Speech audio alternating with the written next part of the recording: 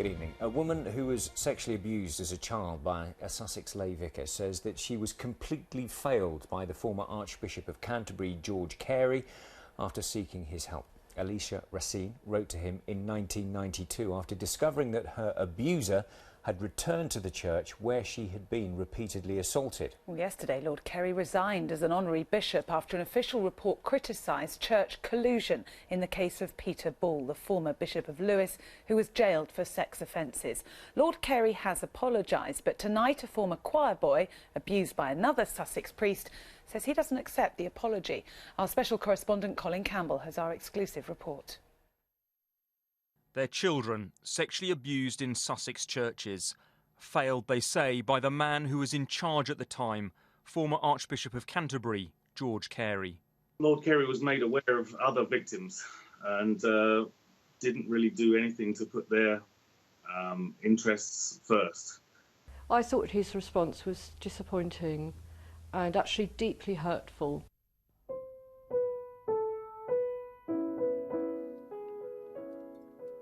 Alicia's abuser, a lay vicar called Michael Walsh, was jailed in 1990. After his release, he was allowed back into Sussex churches to play music and sing in choirs. Deeply concerned for the safety of other girls, Alicia wrote to the then Archbishop of Canterbury, Lord Carey, requesting his help. 3 months later, she was told the Archbishop had been unable to consider her concerns because he was committed to a series of visits overseas, together with his summer break. The following month, she was informed the Archbishop had been assured that there was no question of Michael Walsh being reinstated in the choir.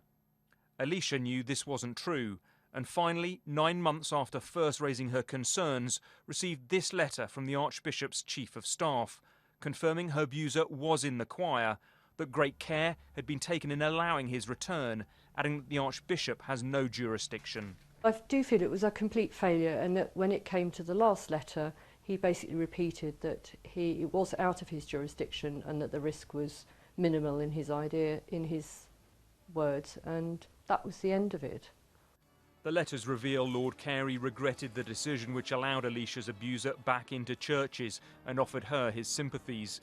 Yesterday he resigned as an honorary bishop following the release of this damning review into the handling of the case of Bishop Peter Ball.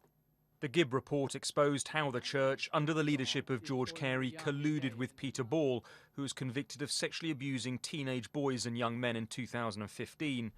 Yesterday, former Eastbourne chorister and victim of sexual abuse Gary Johnson received this email from the former Archbishop of Canterbury, saying he is responding at a time of complete turmoil. Lord Carey says he is deeply sorry that he did not personally ensure that the victims were given much more pastoral care than Peter Ball, adding, "I too was duped by him and taken in by his deceit and plausibility." It is still a little bit like someone who finally got caught saying I'm sorry, rather than someone realising their own mistakes and coming forward. Lord Carey says he apologised because it was the right thing to do, but understands it is difficult for survivors of abuse to accept apologies from those they distrust.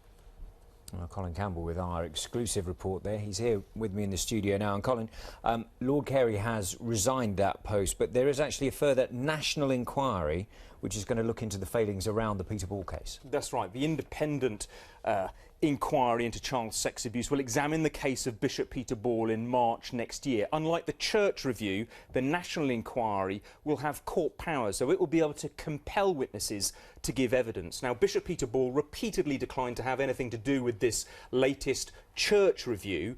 Survivors of abuse hope the national inquiry, which starts in March next year, will be able to get closer to the truth.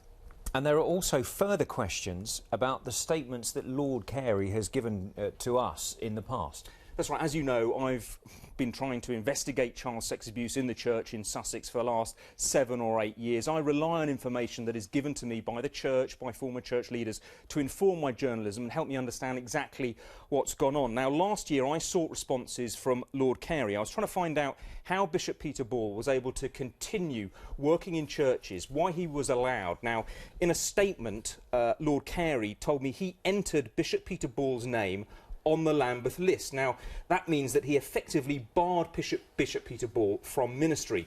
But that was an untrue statement. Now, the Gibb report says Lord Carey was, in fact, significantly involved in enabling Peter Ball's return to ministry.